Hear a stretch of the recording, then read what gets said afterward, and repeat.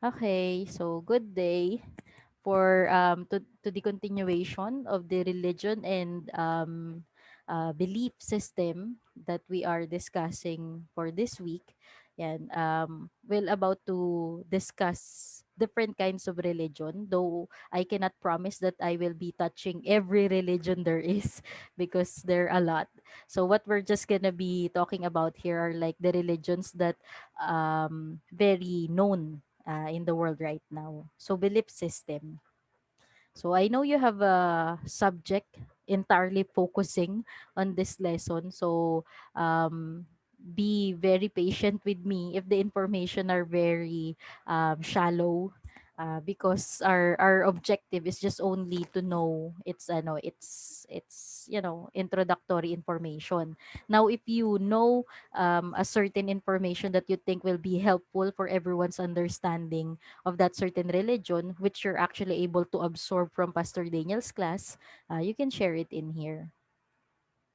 So, yan. So, for this first religious belief or the belief system, it's called animism. So, somehow the root word is animate or somehow something or a thing or whether be it living thing or non-living thing, it's just like an animate.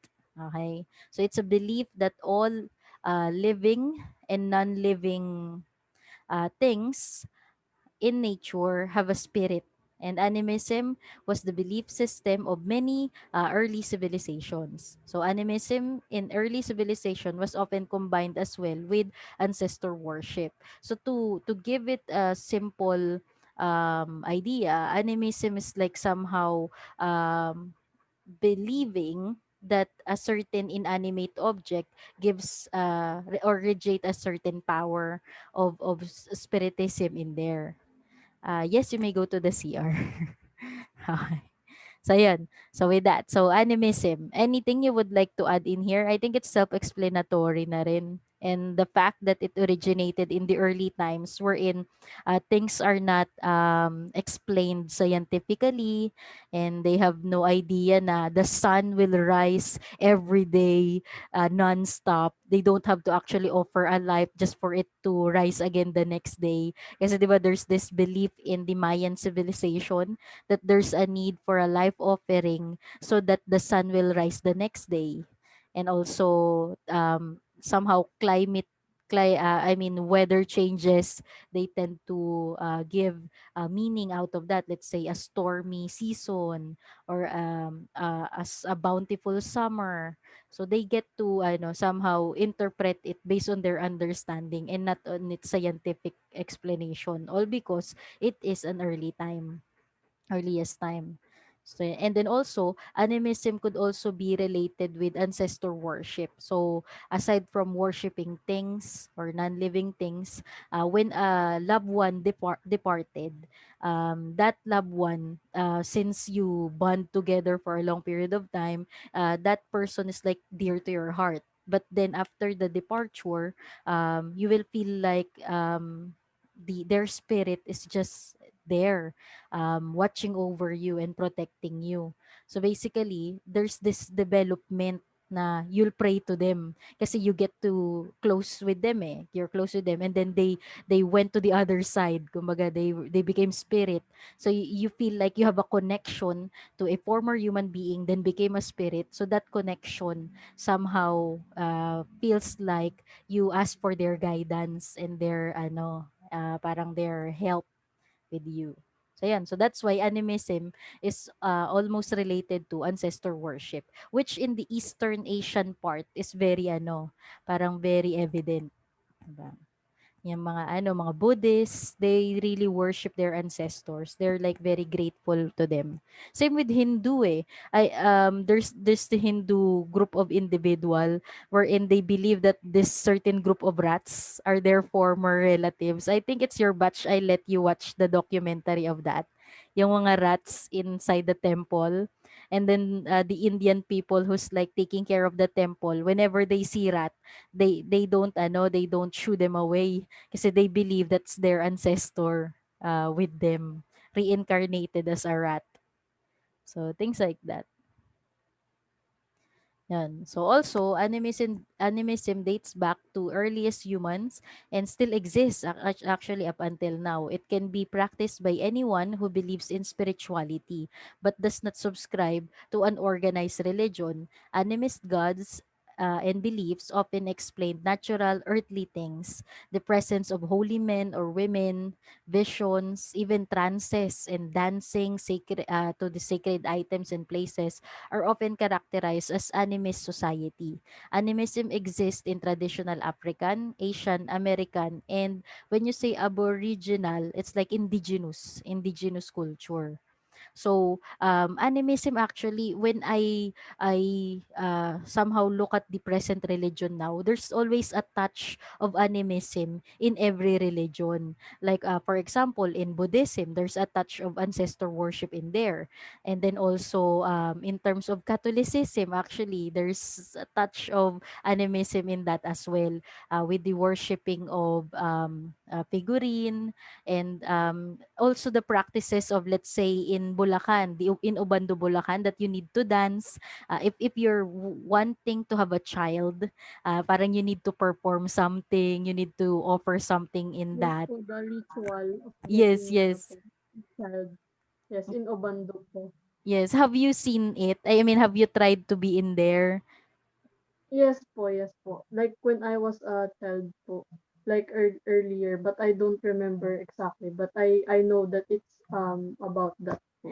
Yes, I would like to share a little bit lang about that situation kasi ano, 'di ba Sir Brian lived near there. Actually, their house, he lives in Bulacan, and then their place is in Obando, which is somehow tas boundary na, which is Valenzuela. That's why he had his college in Valenzuela University, something like that. Pero yun, there it's just close by. So there was this time he's about to go to RICS, kaso there's this Obando dance ritual, the women who wanted to have children together with their husband dancing in the Obando festival. Eh, he's about to go to RICS na. Tapos his ano, parang he needs to go with the group so that he can reach the sakayan, so that he could actually go to work already. So the people are like dancing and then he's with them kasi he cannot somehow just walk kasi it would be disrespectful. So he's like, if they sway, he will sway as well as he is walking. So in short, he's like dancing. And then we remember last time he mentioned to us na parang maybe that's why I had a child kasi I dance in in Obando, and we're like ano laughing with that kasi he was like so ano shy kumbaga kasi he really needs to go to work, but there's this dance routine It's happening. awkward po. Yes, and he just needs to be respectful kasi he don't want to look like he's just passing through. So he's just like ano, like like a stealth move that he's doing. So yun lang, it's ano, it's like a common, like it's like an animism kind of practice. So yun, and a whole lot more. Kasi ano it was mentioned also in Noli Me Tangere with the mother of Maria Clara. She did it as well. And But then she then had yes, I know that. once Ang she had to yeah. another. It remind me of, it's twisted eh. I mean like parang it's a dark ano, if you're like a reader and then you tend to read between the lines. You tend to read between the lines that maybe she got pregnant not because it's God's will, but somehow the priest has something to do with it. Kasi 'di ba they said the mother of Maria Clara had her after her dancing in there, 'di ba? So there's this theory somehow. Padre Damaso. Yeah, it's Padre Damaso who got her in pregnant, and which is true, right? Padre Damaso is the father of Maria Clara. That's true Yes, po. It's mentioned Yun. in the Noli. That's Yes. So, good of Anika to recall that. Yun, I remember reading that.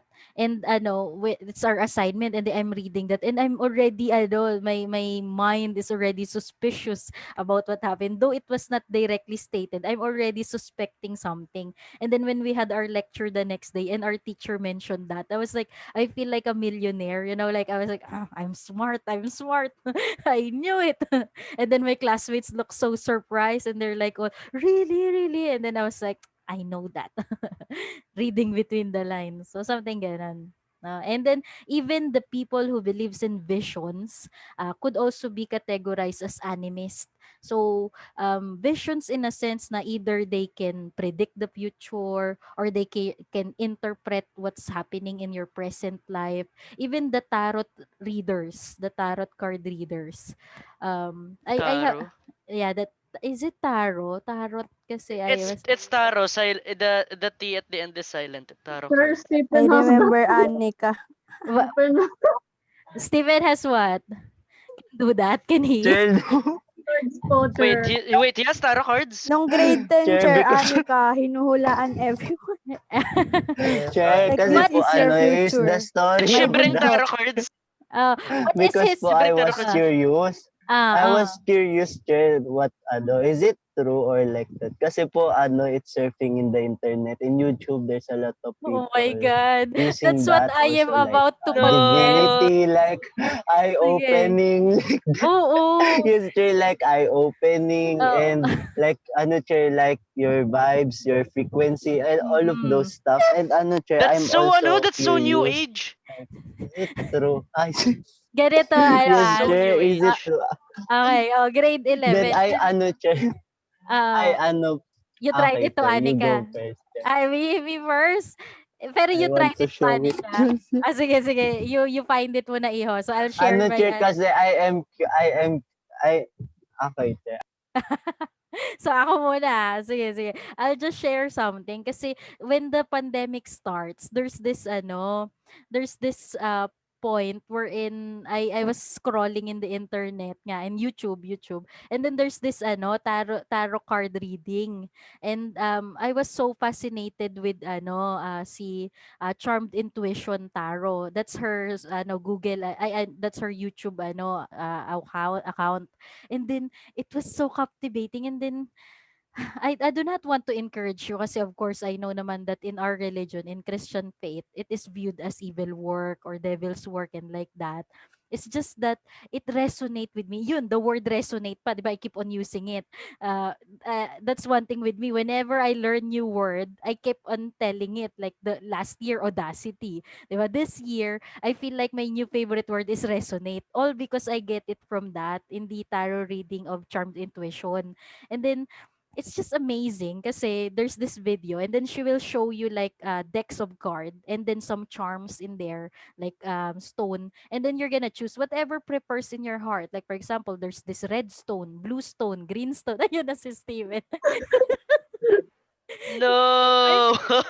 Even I feel like you're gonna start your career in YouTube Tapos yun, Don't. you're gonna choose, and then once Chair, you do that, you will be given we have a lot.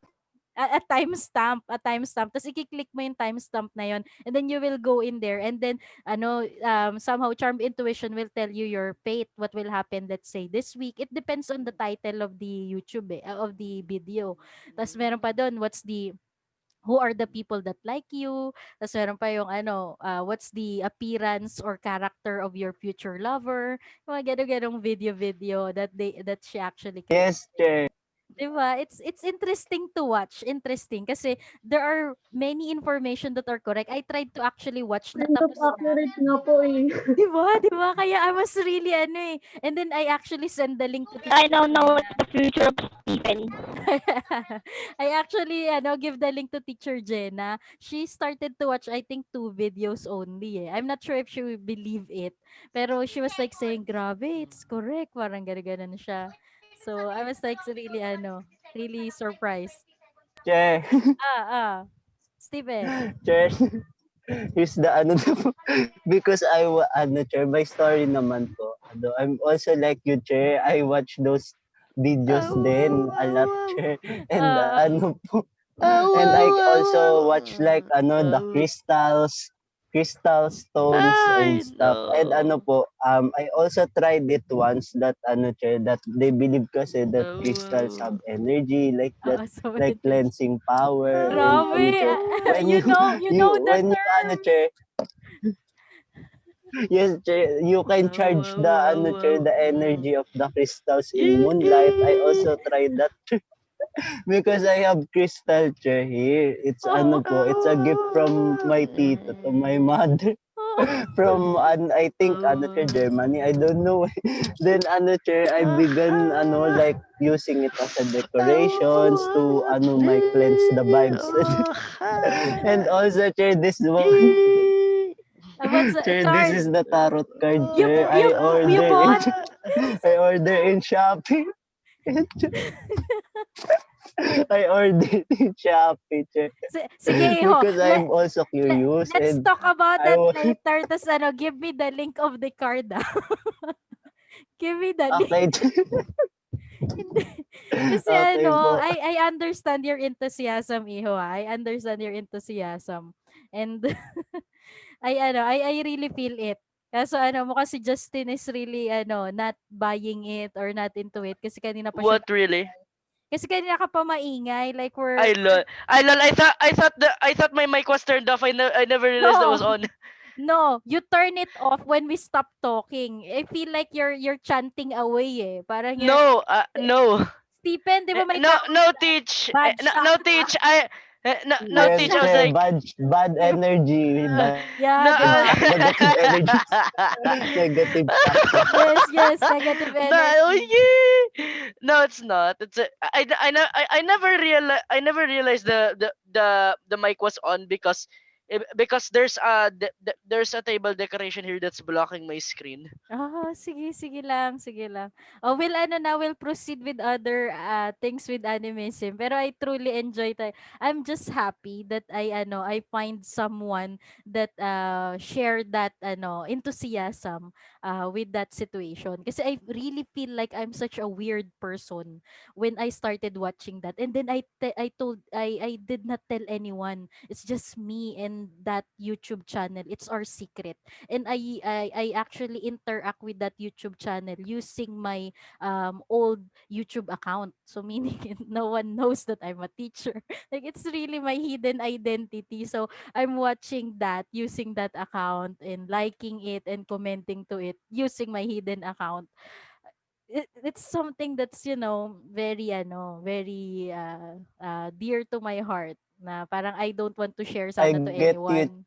'Di ba? Kasi I know that people has like You can do that. bad impression to such practices. Pero that is actually an animism practice. When you see vision, when you interpret energy, when you interpret those things that's happening around you.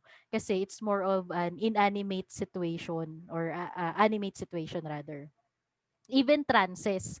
Like when you say trance, like you're able to either astral project or see the vision, see things that either not really there or you see it maybe in a different dimension or something like that. Para mga very very highly spiritual information.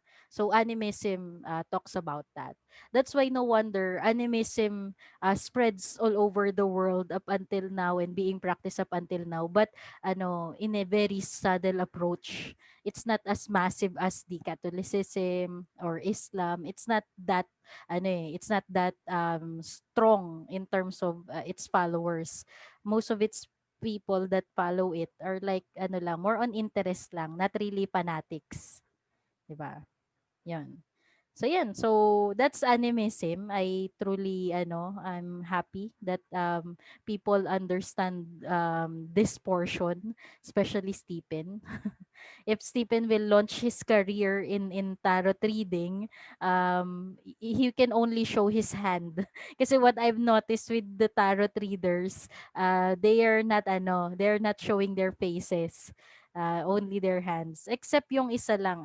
She's an African American woman. I like her vibe. She's very lively. Only her that shows face and then the rest hands. Yeah. Uh, yes. I think your first customer would be Blitz. He would like to know his future love life or his future career. Okay, let's next is Hinduism.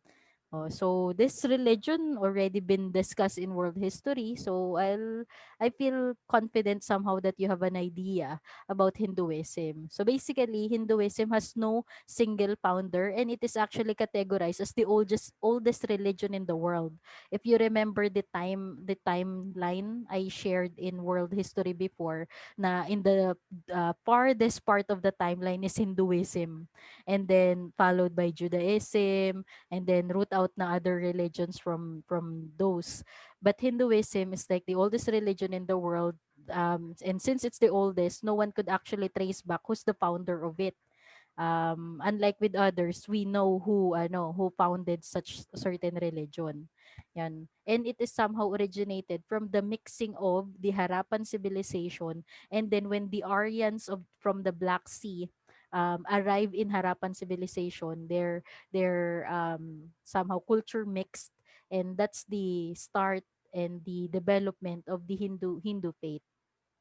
So Hindus believe in one unifying spirit, which is Brahman, and Brahman can manifest in many form. That's why it's polytheistic, and it could also be manifested in one form or monotheistic.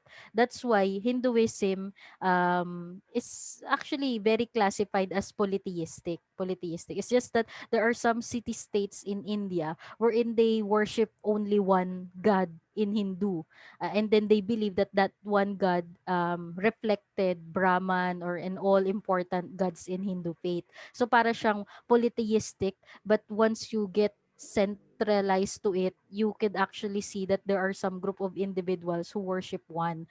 Example of that is Ganesha. That goddess Ganesha. I actually learned about her in watching this series in Or is it Netflix. the elephant po? Yes, the elephant, si The Ganesha. elephant-headed god. Yes. Ganesha, and There's also also Ganesha is the male po, is not female. Blitz. Ganesha Ganesha is male. is male? Yes, he's male po. Blitz. He's Re- male po. Actually, and the elephant head was not original. He's not originally born with an elephant head. What happened was he actually had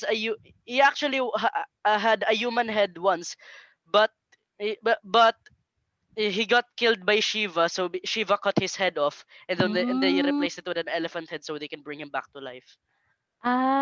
okay. Noted, noted, noted. Kasi all I know lang is the impact of Ganesha to the life of that main character in the series that I'm watching. Okay. And then, yun. Tas, one thing with the series that I'm watching, there's this character wherein just keep on saying like, OMG, OMG. And then you might be thinking, oh my God, it's oh my Ganesha. Kasi that's her god, si Ganesha. So, anyway, yun. So, people who believes in Ganesha are really like centralized in that, him. Lalaki pala si Ganesha. So, yun. So, anyway, yun. So, it's like Hindu faith is like polytheistic, but there are some portions of it wherein they worship one. Okay. Usually, Ganesha is worshipped before any other god in Hinduism po. Mm-mm, mm-mm. That's why he's like an important god to that individual in the series that I'm watching. Yan. So also, Hinduism is also known to their belief of reincarnation. And with regards to reincarnation, connected na dun the idea of karma. Okay, so somehow it is believed that when a person died, his spirit will be reincarnated or recycled and be put to another creature. And it depends kasi on the deeds and action he performed when he was still alive, or that person is still alive. If you're such a good individual, your karma is good. If you're a bad individual, your karma is bad. And it will haunt you after your death and your next life. That would be the consequences of your past action. So that's why it is very important for the Hindu faith to have their caste system. The caste system talaga is very important to the religion of these people, kasi it would be like your punishment, at the same time like your judgment call, na you're put in a certain caste because that's your consequences. Kaya now that actually in the next slide it's stated in here na the caste system were actually been somehow um what do you call that, removed na in India. Saan na ba yun? Ay, wala na. I know I put some information in here that there's this year or time wherein the caste system was actually been abolished na to India. So legalistically speaking, there's no caste system anymore in India. But deep inside, of course, the Hindu faith still believe that there should be caste because it will determine your future. It is already 1 minute left. I'll end this video. Tas let's resume again. We'll continue with Hinduism. Okay, kasi we might be cut off